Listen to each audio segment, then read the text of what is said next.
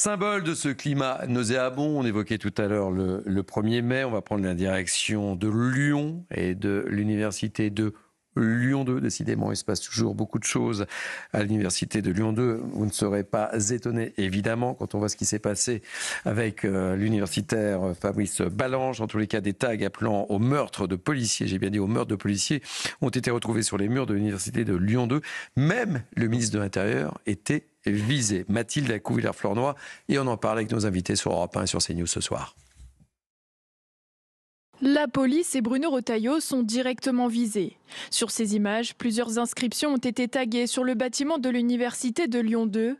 On peut y lire « Retailleau, on aura ta peau » ou encore « Un flic, une balle ». Ces tags ont été qualifiés d'ignobles par la préfète de la région Auvergne-Rhône-Alpes.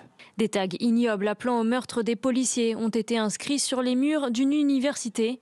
La préfète condamne avec la plus grande fermeté ces appels à s'en prendre aux forces de l'ordre. Elle leur apporte son soutien indéfectible. Oui, c'est bien très souvent le courant de groupuscules d'ultra-gauche qui laissent toujours les mêmes messages, les mêmes menaces, et là, directement même des appels au meurtre, je le rappelle, envers des policiers. C'est tout simplement inadmissible. Sur cette photo prise à l'université Lyon 3, on peut y lire Retailleau égale Himmler, faisant référence aux criminels de guerre du Troisième Reich.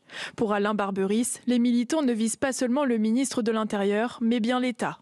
C'est l'État qui visait à travers l'uniforme, à travers les policiers. Ça peut être les pompiers, ça peut être les professeurs. Notre société, elle est malade aujourd'hui. Elle se transforme par de la violence et uniquement de la violence. La préfecture a demandé l'effacement de ces tags le plus rapidement possible. Quel climat, Patrick Martin-Jeunier, en France en 2025? Moi, je suis d'autant plus choqué que j'ai enseigné 20 ans à Lyon 3. Alors vous savez qu'à Lyon 3, il y a une fac de droite, c'est Lyon 3, une fac de gauche, c'est Lyon 2. Bon, un peu comme Nanterre et Assas chez nous. Mais je suis assez scandalisé quand même qu'on puisse détruire la réputation d'une université, mettre de tels messages de haine qui ont été, je crois, effacés ce matin rapidement sur Lyon 3 et non pas sur Lyon 2 d'ailleurs. Et donc je trouve absolument détestable ces messages de haine, notamment contre la police, qui appellent à des menaces, à tuer. Et donc ce sont des choses tout à fait inacceptables. À Lyon, d'autant plus, Lyon qui est quand même la capitale de la résistance. Et donc, il se passe beaucoup de choses à Lyon. Je suis très, très déçu parce que je suis lyonnais. Moi, désolé. Voilà, non, mais ce n'est pas normal. Je veux dire que dans une ville qui est porteuse de symboles, où on a torturé Jean Moulin... C'est vrai qu'on parle beaucoup de Lyon en ce moment. Oui, pas toujours de manière... Mais vous savez, ça me fait mal, moi aussi, quand on parle de Nantes. Oui, non, mais si ça peut vous rassurer. Mais à tel point, chacun sa ville. Chacun sa ville. Non, mais moi, j'ai l'intention de m'occuper vraiment de ce qui se passe à Lyon dans les prochains mois, si vous voyez ce que je veux dire. Donc, oui. Une information précisez. Il y a des élections municipales que je sais. Il y a Jean-Michel Aulas. Il y a Jean-Michel Aulas et Louis de Ragnel qui suit l'actualité politique.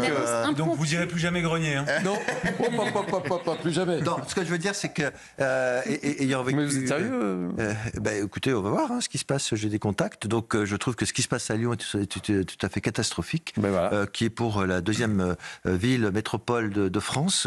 Donc c'est ce genre de choses. Il ne faut pas que ça se reproduise. Surtout qu'on voit des groupuscules, ce genre de groupuscules d'extrême gauche qui diffusent la haine, des messages antisémites d'ailleurs, des messages contre la police et des messages qui sont contre la concorde sociale. Et à Lyon, pour moi, comme partout en France, c'est tout à fait inacceptable. Alors, en exclusivité ce soir pour les auditeurs d'Europe 1 et les téléspectateurs de CNews, on annonce Patrick Martin-Jeunier qui a de l'ambition pour Lyon.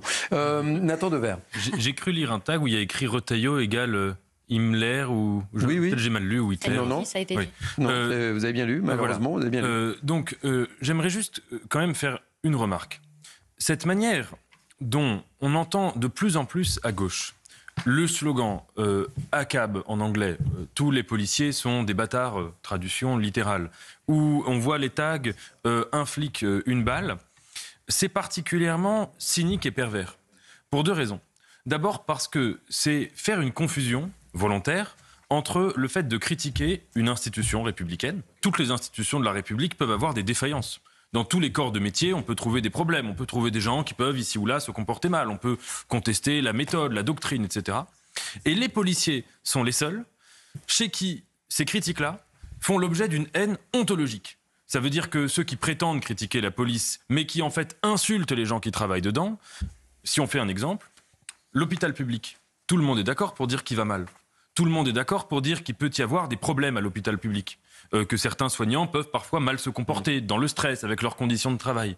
Est-ce que vous entendriez une seule personne dire un jour l'hôpital tue ?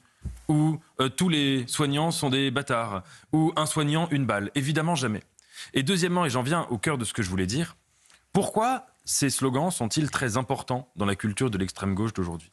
Parce que ce n'est pas des choses marginales, c'est au cœur d'une certaine rhétorique. Parce que derrière, il s'agit de dire, en effet, Retailleau, Himmler, c'est-à-dire la France n'est pas une démocratie. Et en fait, c'est ça qui est fascinant. La manière dont ces gens-là décrivent la police, c'est de dire non pas que c'est une police républicaine qui peut avoir ses défauts comme toutes les institutions républicaines, mais que c'est une milice comme une milice de dictature. Et ce qui est drôle, c'est que ces gauchistes, ces extrêmes gauchistes, vous ne les entendez pas critiquer les dictatures qui existent ici ou là sur le globe. C'est ça qui est incroyable. Il y a un 2 poids 2 mesures qui est formidable. Nathan 9h marque une pause, on se retrouve dans quelques instants. On va parler du futur pape, on sera avec Aymeric Pourbet. Apparemment, Emmanuel Macron ferait campagne pour Jean-Marc Aveline, l'archevêque de Marseille. On sera avec Aymeric Pourbet, c'est un sujet pour Punchline. Véronique Jacquet, je vous attends aussi, attention, il va falloir s'engager. A tout de suite sur CNews et sur Europe 1.